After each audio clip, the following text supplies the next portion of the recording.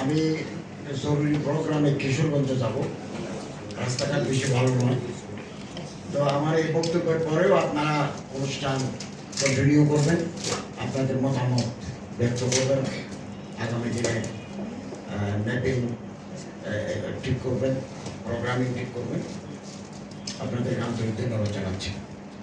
আজকের এই মনোজ্ঞ সেমিনারের সম্মানিত সভাপতি, প্রধান আলোচক কবি মাহমুদুল হাসান নিজামী এবং সুধীমণ্ডল, 1 বছর পূর্ণ হয়ে গেল আমাদের সময়। আমরা 8 অগাস্ট 2024 সালে যখন দায়িত্ব নিই, তখন এই দায়িত্বটা ছিল চ্যালেঞ্জিং। ঢাকা শহরে পুলিশ নেই। আজকে তো আপনি পুলিশ দেখছেন রাস্তায়, থানার ভিতরে কাজ চলছে। আমি যখন শপথ নিতে এসেছি, থানা পোড়া, গাড়ি পোড়া, থানার সামনে পুলিশ নাই। স্টুডেন্টরাই ট্রাফিক পুলিশের দায়িত্ব পালন করেছে, ছিল না কোনো ল অ্যান্ড অর্ডার ছিল না। আমরা যখন দায়িত্ব নিয়েছি, একটা গণ অভ্যুত্থান পরবর্তী সময় আমাদের রিজার্ভ ছিল $21 বিলিয়ন। আমরা যখন দায়িত্ব নিই, 1 বছরের ভিতরে আমাদের রিজার্ভ বেড়ে হয়েছে $31 বিলিয়ন। আর আমরা যত জ্ঞান আসুদ করেছি, সবগুলো মার্কেট থেকে নিয়ে করেছে, রিজার্ভ আমরা ধরি নাই। আমাদের কাঙ্ক্ষিত মাত্রায় হয়তো আমরা পৌঁছতে পারি নাই, কিন্তু আমাদের চেষ্টার কোনো ত্রুটি নাই। এবং আমি নিজে 1 বছর আগে আমার সম্পত্তির হিসাব আমি ক্যাবিনেটে জমা দিয়েছি এবং আমি ঘোষণা দিয়েছি, আমি যতদিন সরকারি দায়িত্বে থাকব, আমার 1 টাকার সম্পত্তি বৃদ্ধি পাবে। আমরা অত্যন্ত সততার সাথে, অনেস্টির সাথে, ইন্টিগ্রিটির সাথে আমরা দায়িত্ব পালন করছি। 17 বছরের ঝঞ্ঝাল 1.5 বছরে পরিষ্কার করা কঠিন কঠিন। এটা গুড গভর্নেন্সের যদি, সুশাসনের ধারাবাহিকতা লিগেছি যদি আমরা পেতাম, তাহলে আমাদের কাজ করা আরো বেশি সহজ। সব জায়গায় নিয়ম, সব জায়গায় বিধি বহির্ভূত কাজ। গরম পানি ডেক্সির ভিতরে একটা মানুষকে ফেলে দিলে তার যেমন নড়াচড়া করার সুযোগ নাই, এই অবস্থা। এবং আমরা যখন দায়িত্ব নিই, 9.73 ছিল মুদ্রাস্ফীতি। গত জুন মাসে এটা নেমে 8.48 চলে এসেছে। তাহলে তো দ্রব্যমূল্যের নিম্নগতি, ঊর্ধ্বগতি কোথায়? সব জায়গায় ছিল এক শ্রেণীর সাংবাদিক, আমরা লক্ষ্য করেছি, স্বৈরাচার ফেসিবাদের নির্লজ্জ দালালি করেছে। আমরা দেখেছি, আমরা দেশের নাগরিক, আমি তো সাধারণ মানুষ।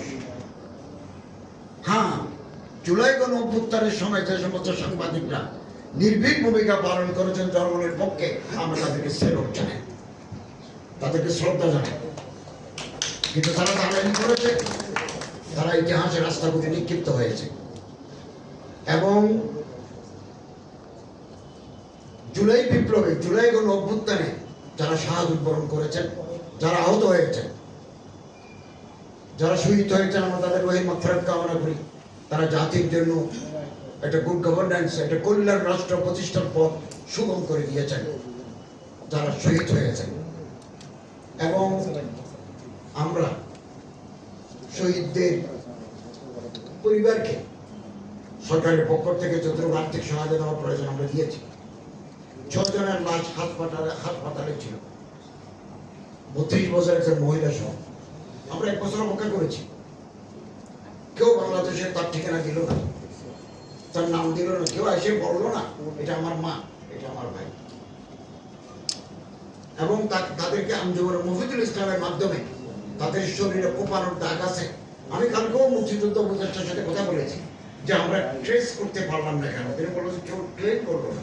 আমরা জেলায় জেলায় ডিসি এবং ইউনুকে আমরা বলেছি যে এখানে কোনো মিছিল আছে কিনা, কেউ তালাশ করলো, কিন্তু তাদের শরীরে কোপানোর দাগ আছে। আঞ্জুমান মফিদুল ইসলামের মাধ্যমে আমরা নাম লিখে দিয়েছি, কেউ যদি কোনোদিন আসে তাহলে ওই কবর থেকে তার লাশ তুলে ডিএনএ পরীক্ষা করে হস্তান্তর করবে। এবং 78 জন 78% যারা জুলাই আহত যোদ্ধা আমরা তাদেরকে বিদেশে পাঠিয়েছি, থাইল্যান্ড, সিঙ্গাপুর, রাশিয়া এবং তুরস্ক। আমি নিজে 3 মাস আগে থাইল্যান্ডে একজন জুলাই যোদ্ধা হাসপাতালে মারা গেছেন, আমরা পাঠিয়েছি ওনাকে চিকিৎসার জন্য। আমাকে হাই কমিশন যখন ইনফরমেশন দিলেন যে উনি মারা গেছেন, আমি ওনাকে নিয়ে হসপিটালে গেলাম।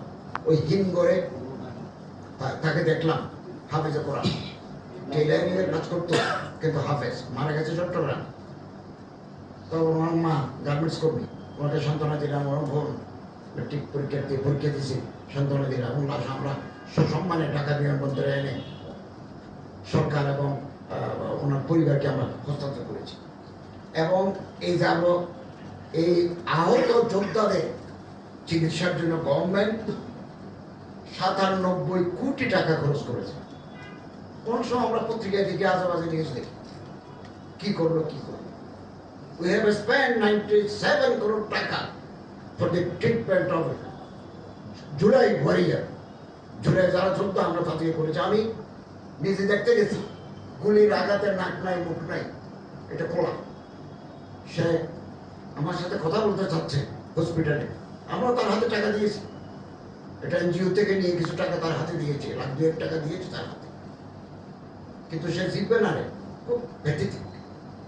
আমরা তাকে রাশিয়া পাঠিয়েছি, উরু থেকে রান থেকে মাংস নিয়ে তার একটা নাক তৈরি করে দেওয়া হয়েছে, কিন্তু এটা করা যায় না, আবার পাঠাতে হবে। গভর্নমেন্ট, সরকার, অন্তর্বর্তীকালীন সরকার জুলাই গণ অভ্যুত্থানে যারা জীবন দিয়েছেন তাদের খবর সংরক্ষণ, আমরা তো অনেক খবর আমি শেয়ার করতে গেছি। যারা আহত তাদের চিকিৎসার জন্য সরকার পাশে আছে, এটা ফাউন্ডেশনও করেছে, সবসময় জনগণও আছে তাদের সাথে। যারা আছেন আমরা তাদেরকে কৃতজ্ঞতা জানাই। এবং আমাদের হাতে আর বেশি সময় নেই। আমরা এখন নির্বাচনী বৈতরণে পার হওয়ার সংগ্রামে আমরা আছি। এই আমাদের যা দায়িত্ব আমরা অল্প সময়ের ভিতরে পাস করেছি। কল্যাণ রাষ্ট্র প্রতিষ্ঠার যে আমাদের আজীবনের লালিত স্বপ্ন, মানুষের অর্থনৈতিক নিরাপত্তা, মানব সম্পদের উন্নয়ন, চিকিৎসা সেবা, মানবিক মূল্যবোধ, গণতান্ত্রিক চর্চা, এগুলো ঠিকমতো হলে এটা ওয়েলফেয়ার স্টেট প্রতিষ্ঠা সম্ভব। এই জুলাই গণ অভ্যুত্থান বিপ্লব আমাদের জন্য সে পথ খুলে দিয়েছে। এটা একটা অপরচুনিটি, এটা সুযোগ আসতে, সুযোগ সবসময় আসে না। আগামী দিনে যারা ক্ষমতায় আসবেন, কালকে যুগান্তরে দেখলাম যে ফেব্রুয়ারিতে যদি নির্বাচন হয় তাহলে রমজানের আগে ক্ষমতা হস্তান্তর হয়ে যায়। আমরা তৈরি আছি। আমরা আগামী দিনে যারা জনগণের ম্যান্ডেট নিয়ে আসবেন, আমরা তাদের হাতে দায়িত্ব দিয়ে আমরা পুরনো ঠিকানায় ফিরে যাব। এবং আমরা যে দায়িত্ব পালন করেছি, 1 পয়সা আমরা দুর্নীতি করি নাই। আমি করি নাই, অন্তত আমার মন্ত্রণালয় করে। আমি 8 কোটি 20 লক্ষ টাকা হাজিদের ফেরত দিয়েছি। 8 কোটি, আপনারা জানেন এগুলো ফেরত দিয়েছি। এবং অত্যন্ত স্বচ্ছতার সাথে আমরা দায়িত্ব পালন করেছি। এবং ইসলামিক ফাউন্ডেশনকে এটা লাইনে আনার জন্য প্রাণান্তকর প্রচেষ্টা চালাচ্ছে, রাত দিন প্রচেষ্টা চালাচ্ছে। এটা তদন্ত কমিটি গঠন করে দিয়েছি একজন অবসরপ্রাপ্ত বিচারপতির নেতৃত্বে। শ্বেতপত্র প্রকাশ করতে চাই কি কি নিয়ম আছে। ওয়াকফে আমরা 52 বিঘা জমি উদ্ধার করেছি। আমি এখন কিশোরগঞ্জে যাচ্ছি, কালকে ব্রাহ্মণবাড়িয়া যাবো। ডিসি জেলা প্রশাসক মহোদয়ের সাথে কথা বলবো এবং আমরা বেহাত হওয়া সম্পত্তিগুলো যতটুকু পারি অল্প সময়ের ভিতরে আমরা এটা উদ্ধার করব। আগামী দিন, উর্দুতে একটা কথা আছে, দুনিয়া উম্মিদ পর কায়েম নেই, মানুষ আশার উপরে বাঁচে। আমরা আশা করব আগামী দিনগুলো আমাদের জন্য সুফল বয়ে আনবে। আমরা একটা কল্যাণ রাষ্ট্র প্রতিষ্ঠা করতে পারব। 1.5 বছরের ভিতরে 16-17 বছরের এই অব্যবস্থা, জঞ্জাল মুক্ত করা আসলেই কঠিন। আমরা সবসময় এই গণমাধ্যম কর্মীদের সাথে আমরা আছি। আমি বহুদিন গণমাধ্যমের সাথে ছিলাম। মাহমুদুল হাসান ভাই জানে, আমি বিশ্ববিদ্যালয়ে পড়ার সময় নিউ নেশনের করেসপন্ডেন্ট ছিলাম বহুদিন। বাংলাদেশ টাইমসে বহু বছর কাজ করেছি, একেবারে ইন্টারমিডিয়েট থেকে শুরু করে এমফিল যখন করি, আমি পিএইচডি যখন করি, তখনও বাংলাদেশ টাইমসের সাথে আমি যুক্ত ছিলাম, করেসপন্ডেন্ট ছিলাম, এবং ওখান থেকে কিছু টাকাও পেতাম, যেটা আমার ছাত্র জীবনে আমার খরচ ব্যয় নির্বাহ করতে কাজে লাগতো। এবং আমি এখানে দায়িত্ব নেওয়ার আগে নয়া দিগন্তে মাসে 4টে করে পোস্টের এডিটোরিয়াল লিখতাম, একেবারে 2019 সাল থেকে ছিল। আপনাদের সাথে আমার আত্মার সম্পর্ক আছে, রোহের সম্পর্ক আছে। আমি একটা মাসিক জার্নালে 15-16 বছর সম্পাদক ছিলাম, এটা মাসিক জার্নালে, এবং আমার অনেক লেখা has been published in the foreign journals, Saudi আরবে মুসলিম ওয়ার্ল্ড জার্নালে আমার অনেক লেখা বেরিয়েছে রোহিঙ্গাদের উপরে, উপরে। তো আপনাদের সাথে আমার সংবাদপত্রের সংবাদ মাধ্যম কর্মীদের সাথে আমার একটা হৃদয়ের সম্পর্ক আছে। এবং এই জুলাই বিপ্লবে যদি আপনারা কেউ ক্ষতিগ্রস্ত হয়ে থাকেন, তাহলে মুক্তিযুদ্ধ মন্ত্রণালয় আছে, আপনারা আসেন, আমার সাথে যোগাযোগ করেন। ফারুক আজম আমাদের সহকর্মী, সম্মানিত সহকর্মী আছেন, আমরা ওখানে আপনাদের তালিকা ঢুকে দেবো ডকুমেন্টস। লোকাল অ্যাডমিনিস্ট্রেশনের মাধ্যমে আসতে হবে। 1 বছরের ভিতরে আপনারা অনেকেই গেছেন, কেউ যদি কোনো ক্রমে বাদ পড়েও থাকে, দরজা বন্ধ নাই।